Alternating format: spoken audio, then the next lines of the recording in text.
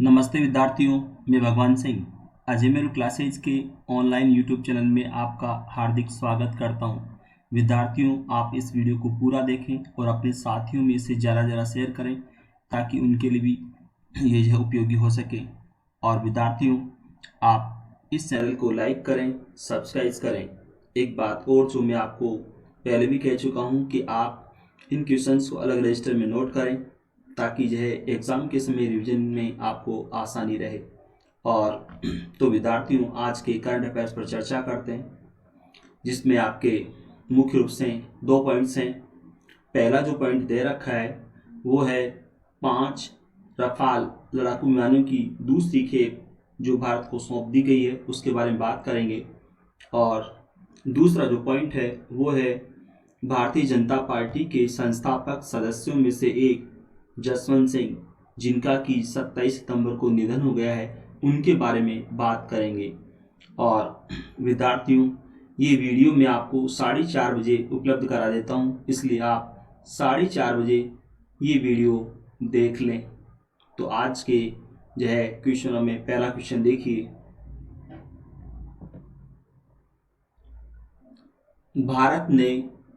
France ने भारत को 5 और रफाल लड़ाकू विमानों की दूसरी खेप सौंप दी है।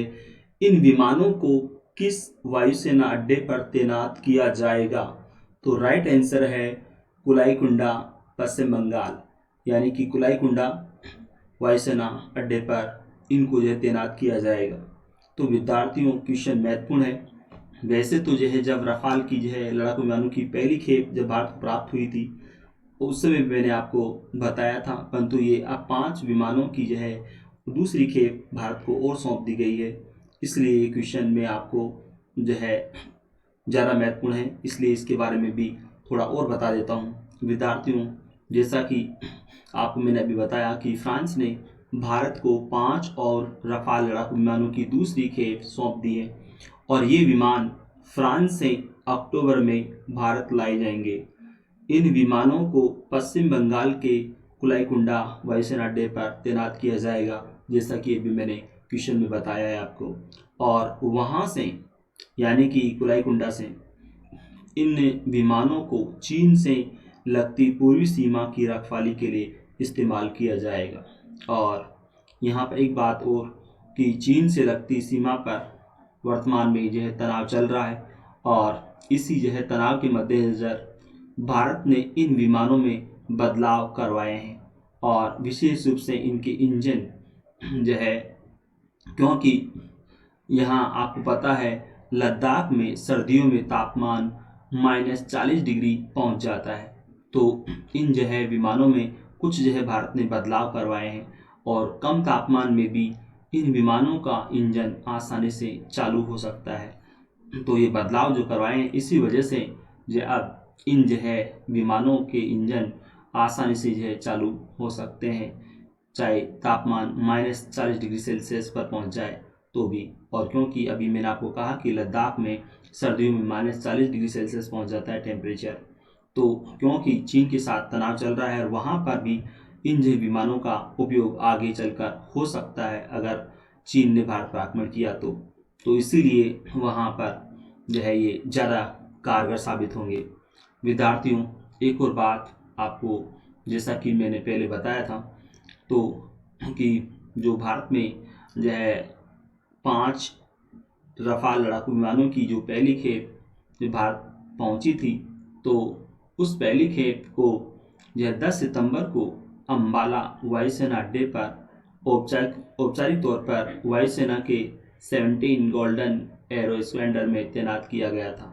ये बात मैंने आपको पहले भी बताई थी और उस समय जो है रक्षा मंत्री राजनाथ सिंह की उपस्थिति में इन जो है विमानों को, यानी ये 5 विमानों को जो है 17 गोल्डन एरो स्क्वाड्रन में तैनात किया गया था। और अब ये दूसरी खेप जो है भारत आने वाली है, यानी कि भारत को सौंप तो दिया है, परंतु उनको जो है उन विमानों को अब फ्रांस से भारत लाया जाएगा अक्टूबर में, जैसा कि भी मैंने बताया। तो ये आप ध्यान रखना है कि दूसरी खेप 5 लड़ाकू विमानों के रूप में दूसरी खेप जो है फ्रांस ने भारत को सौंप दी है, जिनको कि अब अक्टूबर में लाया जाएगा। और पहली खेप जैसा कि मैंने बता दिया आपको कि जो है पहले जो भारत को प्राप्त हो चुकी है और 10 सितंबर को जो है इन लड़ाकू विमानों को यानी 5 विमानों को जो है भारतीय वायुसेना में शामिल भी कर लिया गया। ये मैंने बताया आपको।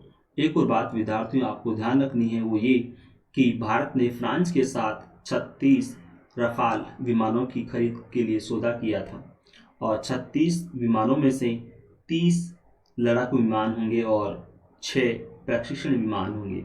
तो ये भी बात आपको ध्यान रखनी है विद्यार्थियों। कुल जो है सौदा हुआ है 36 रफाल विमानों का और इनमें से यानी कि 36 में से 30 लड़ाकू विमान और 6 प्रशिक्षण विमान होंगे। तो विद्यार्थियों इन क्वेश्चंस को भी आप याद रखिएगा, जो मैंने अतिरिक्त क्वेश्चंस आपको बताए हैं तो ये तो आपको याद रखना ही है। 36 वाला भी आपको याद रखना है कि कितने जो है विमान खरीदे जाने हैं 36, उनमें कितने लड़ाकू हैं, कितने प्रशिक्षण विमान के रूप में है, ये आपको याद रखना है। और एक जो है आपको याद रखना है 10 सितंबर को अम्बाला जो कि हरियाणा में है, तो अम्बाला वायुसेना अड्डे पर जो है औपचारिक तौर पर इन विमानों को जो है भारतीय वायुसेना में शामिल किया गया। और ये भी आपको याद रखना है कि वायुसेना के 17 गोल्डन एरो स्क्वाड्रन में तैनात किया गया है इनको। और तो विद्यार्थियों यहाँ पर ये जो क्वेश्चन है आपकी जो दे रखा है पहला, तो कुलाईकुंडा, ये भी याद रखना कि आपकी पश्चिम बंगाल में है ये। और इसमें जो अन्य ऑप्शन दे रखे हैं तो ये भी जो है वायुसेना के एयरबेस के रूप में है या यूँ कि वायुसेना के अड्डे हैं ये। तो यहाँ पर हिंडन ध्यान रखिएगा, ये उत्तर प्रदेश में है मेरठ के पास। और अम्बाला ये भी जो है वायुसेना अड्डे के रूप में है, तो जैसा कि अभी आपने पढ़ा था पहले भी। तो यहाँ पर भी तो ये अम्बाला हरियाणा में है, त्रिशूल उत्तर प्रदेश में है, तो ये भी जो है भारतीय वायुसेना के जो है अड्डे के रूप में है। तो इनको भी आप याद रखना। क्वेश्चन पूछ लिए जाते हैं हिंडन एयरबेस कहाँ है या अम्बाला एयरबेस कहाँ है, त्रिशूल एयरबेस कहाँ है, तो आपको ये ध्यान रखने हैं। तो आप अगला क्वेश्चन देखिए। policybazaar.com की विद्यार्थियों कॉम है ये, policybazaar.com की ओर से जुटाए गए आंकड़ों के अनुसार अप्रैल यानी कि अप्रैल से अगस्त के दौरान जीवन बीमा पॉलिसी लेने वाले लोगों में से कितने प्रतिशत लोगों ने 1 करोड़ रुपया या इससे अधिक का बीमा कवर लिया है?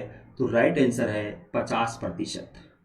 यानी कि ये policybazaar.com की ओर से जो आंकड़े जारी किए गए हैं या बताए गए हैं, तो इनमें बताया गया है कि अप्रैल से लेकर अगस्त महीने के दौरान जो है जीवन बीमा पॉलिसी लेने वाले लोग जो रहे उनमें से ये 50% लोगों ने 1 करोड़ रुपया या इससे अधिक का जो है बीमा कवर लिया है। तो यहाँ पर क्योंकि विद्यार्थियों आपको पता है कोरोना का जो दौर चल रहा है, तो इस दौरान अपने परिवार की सुरक्षा को ध्यान में रखते हुए लोगों ने जो है 1 करोड़ रुपये से अधिक की जो बीमा पॉलिसी जी करवाई या बीमा कवर जो है प्राप्त किए। तो क्वेश्चन महत्वपूर्ण है। आप अगला क्वेश्चन देखिए। भारतीय जनता पार्टी की स्थापना कब हुई थी, जिसके संस्थापक सदस्यों में से एक जसवंत सिंह का 27 सितंबर को निधन हो गया? तो राइट आंसर है 1980। विद्यार्थियों आपको मैंने जो है पिछली वीडियो में ही बताया था, थोड़ा बहुत तो इस बारे में जानकारी दी थी। विद्यार्थियों आपको मैंने बताया था कि 1951 में भारतीय जनसंघ की स्थापना हुई थी और भारतीय जनसंघ के संस्थापक थे श्यामा प्रसाद मुखर्जी। और उसी भारतीय जनसंघ का बदलावा रूप है भारतीय जनता पार्टी। तो भारतीय जनता पार्टी की स्थापना 1980 में हुई। तो दोनों क्वेश्चनों को आप अलग अलग रूप में याद रखना। अगर आपसे भारतीय जनसंघ की स्थापना पूछी जाए तो 1951 में है और किसने की, तो श्यामा प्रसाद मुखर्जी ने की। और उसी भारतीय जनसंघ का बदलाव रूप है बीजेपी। तो बीजेपी की स्थापना का अगर पूछा जाए तो आप 1980 ही कहेंगे। तो बीजेपी की जब स्थापना 1980 में की गई थी तो उसके संस्थापक सदस्यों में अटल बिहारी वाजपेयी, लाल कृष्ण आडवाणी और विजया राजे सिंधिया और जसवंत सिंह ये प्रमुख संस्थापक सदस्य थे। और तो आपको ध्यान रखना है जसवंत सिंह का कि संस्थापक सदस्यों में से एक रहे हैं ये। और विद्यार्थियों आपको पता है 1996 में यानी कि 1996 में जब पहली बार बीजेपी की सरकार अटल बिहारी वाजपेयी के नेतृत्व में बनी, जो कि केवल 13 दिन तक रही, तो इस सरकार में जसवंत सिंह वित्त मंत्री बने थे। और विद्यार्थियों आपको मालूम होना चाहिए उसके बाद 1998 में जो है जब गठबंधन सरकार बनी, यानी कि एनडीए जो गठबंधन बनाया था बीजेपी ने अपने मित्र दलों को साथ लेकर, एनडीए नेशनल डेमोक्रेटिक अलायंस, जिसको हिंदी में बोले राष्ट्रीय जनतांत्रिक गठबंधन या राजग। तो 1998 में जब राजग की सरकार बनी और उसके बाद फिर जो है 1999 में, क्योंकि ये सरकार गिर गई थी, तो फिर 1999 में वापस चुनाव हुए, फिर से जो है एनडीए की सरकार बनी 1999 में, जो कि 2004 तक रही। तो इस जो है एनडीए सरकार में जो है जसवंत सिंह जो है वित्त मंत्री, विदेश मंत्री और रक्षा मंत्री के पद पर रहे। और जैसा कि अभी आपने पढ़ा कि ये सरकार बनी अटल बिहारी वाजपेयी के नेतृत्व में, तो इस सरकार में ये जो है विदेश मंत्री के पद पर भी रहे, रक्षा मंत्री के पद पर भी रहे और वित्त मंत्री के पद पर भी रहे। परंतु विद्यार्थियों, आपको मालूम होना चाहिए कि दिसंबर 1999 में जो है इंडियन एयरलाइंस का जो विमान काठमांडू से भारत के लिए आ रहा था, तो उसका अपहरण हुआ था। और इस जो है अपहृत विमान में सवार यात्रियों को छुड़ाने के लिए 3 खूंखार आतंकवादियों को सरकारी विमान से अफगानिस्तान के कंधार ले जाने के फैसले के कारण जो है जसवंत सिंह विवाद में रहे थे, क्योंकि जसवंत सिंह जो है खुद उस विमान में जो है सवार होकर गए थे और वहाँ पर आतंकवादियों को छोड़ा कंधार ले जाकर, और तभी जो है वहाँ पर फिर जो है भारतीय यात्रियों को जो है मुक्त किया गया, क्योंकि आतंकवादी जो है जिन्होंने विमान का अपहरण किया था, तो वो कंधार ले गए थे उस विमान को, और इन यात्रियों को छुड़ाने के लिए 3 जो है आतंकवादियों को छोड़ा गया। और उन आतंकवादियों से 3 में से एक था मौलाना मसूद अजहर, जिसने बाद में आपको पता है एक आतंकवादी संगठन बनाया जैसे मोहम्मद। तो इस फैसले की वजह से, यानी कि जो है ये जो है अफगानिस्तान जो गए, उन आतंकवादियों को साथ लेकर वहाँ पर छोड़े, जो है वहाँ पर ले जाकर छोड़ा और यात्रियों को छुड़ाया, तो उस फैसले की वजह से जो है ये विवादों में आए। हालांकि यह फैसला तो जो है प्रधानमंत्री के नेतृत्व में ही हुआ, परंतु ये जो वहाँ पर गए इसलिए थोड़ा विवाद में आ गए थे। और विद्यार्थियों, आपको मालूम होना चाहिए कि जसवंत सिंह बाड़मेर लोकसभा सीट से चुनाव लड़ते थे, और बाड़मेर लोकसभा सीट आपको पता होना चाहिए भारत की दूसरी बड़ी लोकसभा सीट है। क्षेत्रफल की दृष्टि से भारत की दूसरी बड़ी लोकसभा सीट है बाड़मेर लोकसभा सीट। और बाड़मेर लोकसभा सीट में बाड़मेर और जैसलमेर दोनों जिलों का भाग आता है। तो क्षेत्रफल की दृष्टि से ये भारत की दूसरी बड़ी लोकसभा सीट है, क्योंकि आप विद्यार्थी जानते हो पहली जो है सबसे बड़ी लोकसभा सीट तो है लद्दाख, तो लद्दाख के बाद आती है बाड़मेर लोकसभा सीट। तो यहाँ से चुनाव लड़ा करते थे। और विद्यार्थियों, आपको मालूम चाहिए इन्होंने एक बार दार्जिलिंग से भी जो है लोकसभा जो है चुनाव लड़ा था और चुनाव जीते थे। दार्जिलिंग जानते हो विद्यार्थियों, पश्चिम बंगाल में है, तो इस दार्जिलिंग लोकसभा सीट से भी इन्होंने चुनाव लड़ा और चुनाव जीते थे। और इसके अलावा विद्यार्थियों, आपको मैं बताऊं, ये योजना आयोग के उपाध्यक्ष भी रह चुके हैं। और जानते हो आप लोग कि योजना आयोग जिसका अध्यक्ष यह हुआ करता था प्रधानमंत्री, योजना आयोग के अध्यक्ष होते थे प्रधानमंत्री, तो उपाध्यक्ष के पद पर रहे थे यह है जसवंत सिंह। और विद्यार्थियों, आप जानते हो योजना आयोग की जगह मोदी सरकार ने एक अलग बनाया नीति आयोग। तो आपको ये भी ध्यान रखना है कि जसवंत सिंह जो है वित्त मंत्री, विदेश मंत्री, रक्षा मंत्री रहने के साथ साथ योजना आयोग के उपाध्यक्ष भी रहे हैं। इसके अलावा एक बात और मैं आपको बताऊं कि 2014 के लोकसभा चुनावों के समय जसवंत सिंह को भाजपा से जो है टिकट नहीं दिया गया था, तो फिर भी उन्होंने जो है बाड़मेर से निर्दलीय चुनाव लड़ा। हालांकि वो चुनाव हार गए थे। और उसके बाद में जो फिर वो जो है जब एक बार अपने घर में बाथरूम में वो फिसल कर गिर गए थे, तो उस समय उनको चोट लगी और उनको अस्पताल में भर्ती कराया गया था। तब से ही वो बीमार थे और अब जो है उनका देहांत हो गया। विद्यार्थियों, एक बात और कि वो जो उन्होंने न केवल राजनीति में रहकर देश की सेवा की, बल्कि सैनिक के रूप में भी उन्होंने सेवा की। विद्यार्थियों, आपको मालूम है वो जो है सेना में मेजर रहे थे, और जब जो है मेजर के पद पर रहे और बाद में फिर वो जो है सेना से भारतीय राजनीति में शामिल हो गए। तो जैसा कि मैंने आपको कहा कि बीजेपी के संस्थापक सदस्यों में जसवंत सिंह भी थे, तो इस तरह से वो सेना से जो है फिर राजनीति में आ गए।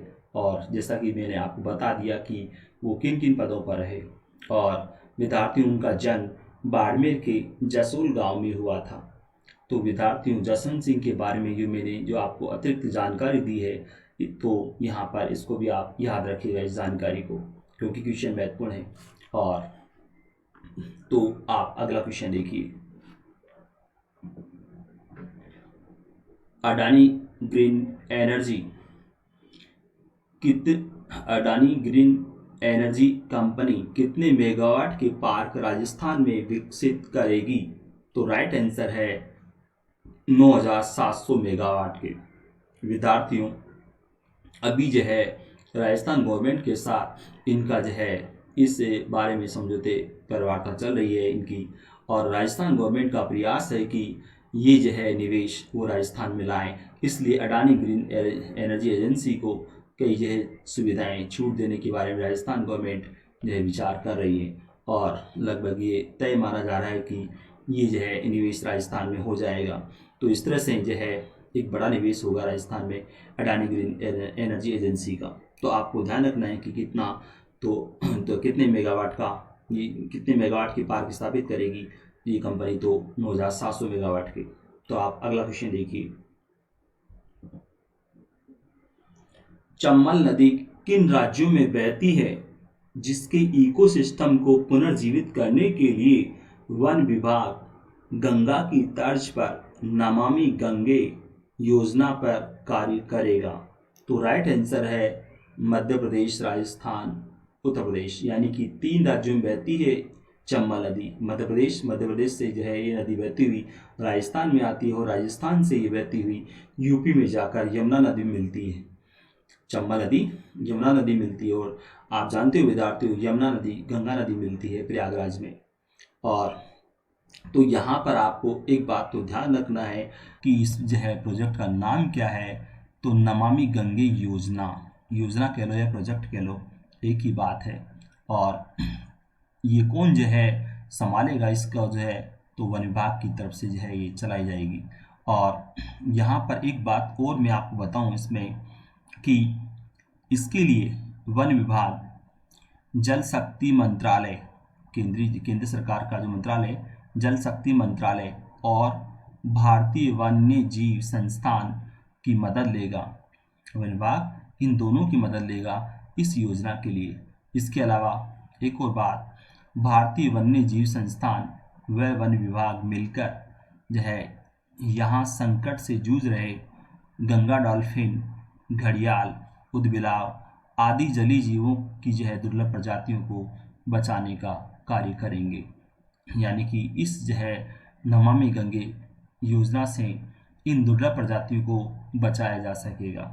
विद्यार्थियों, अभी मैंने आपको बोला है इसमें गंगा डॉल्फिन जो कि चंबल नदी में पाई जाती है, और गंगा डॉल्फिन जो है भारत का जो है जलीय जीव है, यानी कि राष्ट्रीय जलीय जीव घोषित किया हुआ है गंगा डॉल्फिन को। और विद्यार्थियों, इसकी विशेषता आप जानते हो गंगा डॉल्फिन की कि इसकी आंखें नहीं होती हैं, और ये आवाज़ के आधार पर ही जो है इधर से उधर जाती है पानी में। तो ये एक विशेष बात है गंगा डॉल्फिन की। तो ये चंबल नदी में भी पाई जाती है ये जो है गंगा डॉल्फिन, और ये दुर्लभ जो है प्रजाति है। इसके अलावा विद्यार्थियों एक बात और आपको ध्यान रखना है कि ये जो है चंबल नदी के इकोसिस्टम को तो पुनर्जीवित किया जाएगा ही, परंतु चंबल नदी में आकर जो मिलती है नदियाँ उनके भी जो फिर इकोसिस्टम को इसकी वजह से जो है पुनर्जीवित किया जा सकेगा। क्योंकि विद्यार्थियों आपको मालूम है चंबल नदी में बनास भी आकर मिलती है, काली सिंधु नदी आकर मिलती है, पार्वती मिलती है। तो ये नदियाँ जो है इस चंबल नदी में मिलती हैं, तो इनका इकोसिस्टम भी जो है पुनर्जीवित किया जा सकेगा। तो यहाँ पर क्वेश्चन महत्वपूर्ण है, तो जो भी जानकारी है वो आपको मैंने इसमें बता दी है। तो आप विशेष रूप से नाम याद रखना, नमामि गंगे योजना पर कार्य करेगा इस चंबल नदी को जो है कि इस इकोसिस्टम को पुनर्जीवित करने के लिए वन विभाग के द्वारा। तो आपको ध्यान रखना है इस क्वेश्चन के बारे में। तो आप अगला क्वेश्चन देखिए। विवादित नागोर्नो काराबाख को लेकर किन देशों के मध्य युद्ध जो है छिड़ गया है?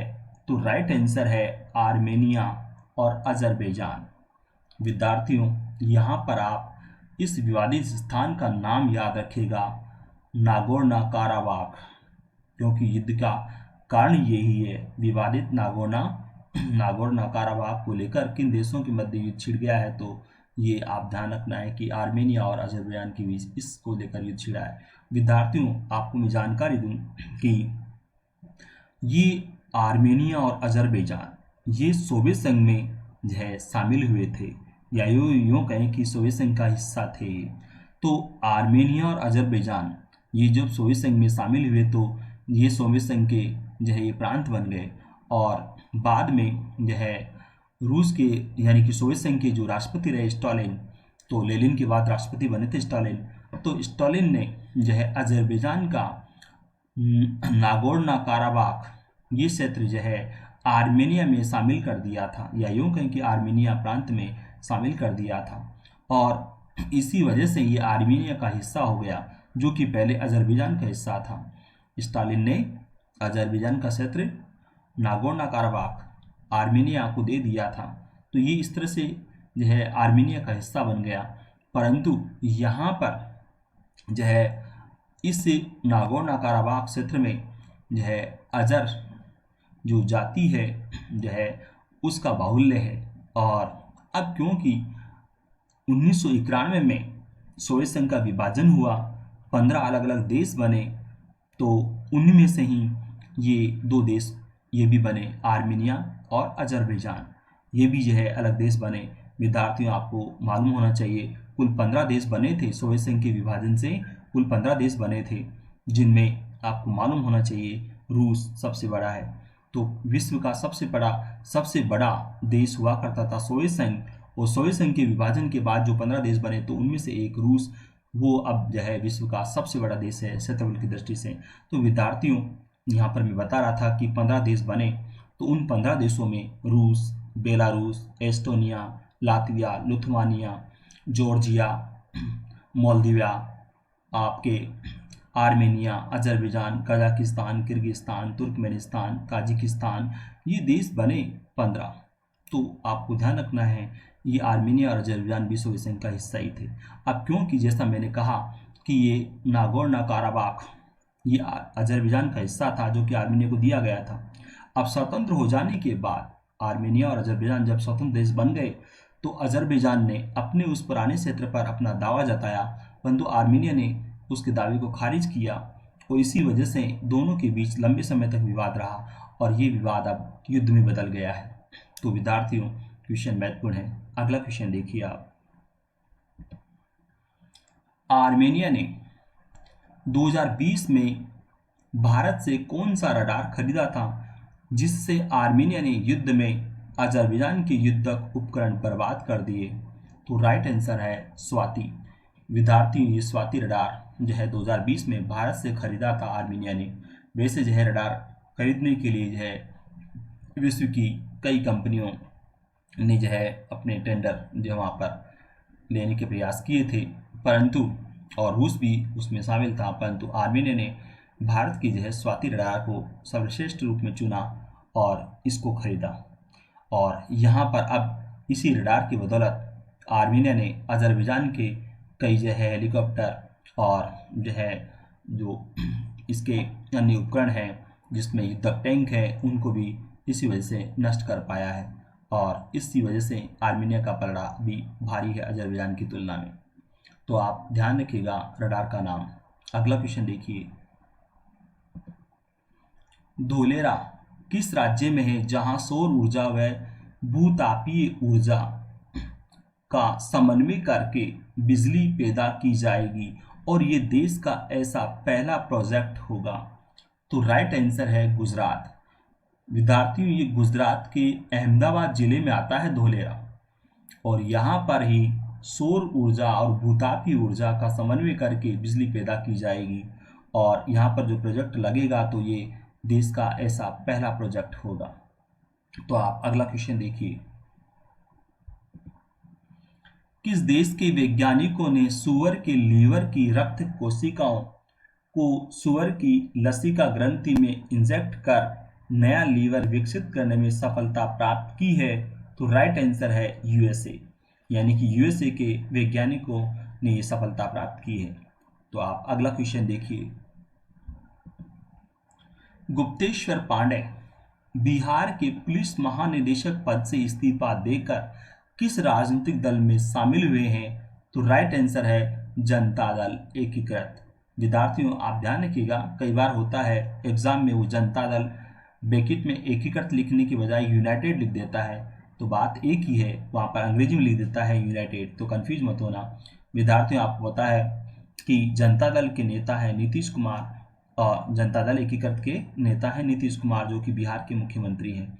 और विद्यार्थियों गुप्तेश्वर पांडे अभी जो है ज़्यादा चर्चा में रहे, सुशांत सिंह जो है राजपूत के मामले को लेकर गुप्तेश्वर पांडे जो है ज़्यादा चर्चा में रहे थे, और अब जो है यहाँ इन्होंने इस पद से यानी पुलिस महानिदेशक के पद से इस्तीफा दे दिया और राजनीति में शामिल हो गए या यूँ की राजनीति में आ गए हैं।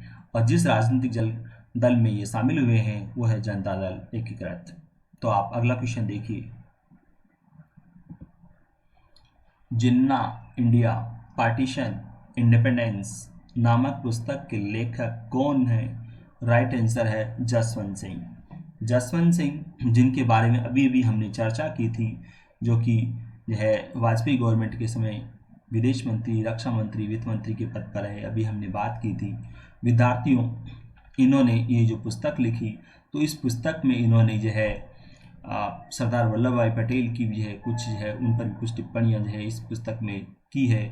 इसी वजह से जो है इनकी आलोचना हुई और इनको जो है बीजेपी से बीजेपी की प्राथमिक सदस्यता से इनको निष्कासित कर दिया गया था, और 2014 में इनको जो है टिकट भी नहीं दिया गया था। मैंने अभी आपको बताया कि लोकसभा के जब चुनाव हुए तो जसवंत सिंह को टिकट भी नहीं दिया गया था बीजेपी में। हालांकि जो है जैसा कि मैंने कहा कि प्राथमिक जो है सदस्यता से इनको निष्कासित कर दिया गया था, परंतु बाद में फिर से इनको वापस प्राथमिक सदस्यता में जो शामिल कर लिया गया था। परंतु अब जो है बाद में 14 में जब 2014 में लोकसभा चुनाव हुए तो उस समय इनको जो है टिकट नहीं दिया गया था, और जैसा कि मैंने कहा कि इन्होंने जो है निर्दलीय चुनाव लड़ा था और चुनाव हार गए थे। तो ये पुस्तक इसलिए यहाँ पर महत्वपूर्ण है आपके लिए, ध्यान रखिएगा। अगला क्वेश्चन देखिए, महिला क्रिकेट मुख्य चयनकर्ता किसे नियुक्त किया गया है? तो राइट आंसर है नीतू डेविड।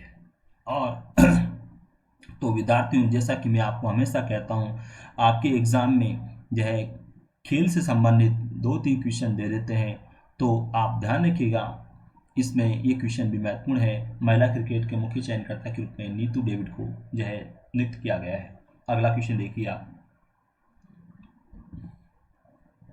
शेफाली वर्मा किस खेल से संबंधित है? तो ये क्रिकेट। तो विद्यार्थियों महिला क्रिकेट में शेफाली वर्मा एक उभरती हुई खिलाड़ी के रूप में है और इनका करियर बहुत तेजी के साथ आगे बढ़ रहा है। तो विद्यार्थियों ये वीडियो आपको कैसा लगा, इसे लाइक करें, सब्सक्राइब करें। धन्यवाद।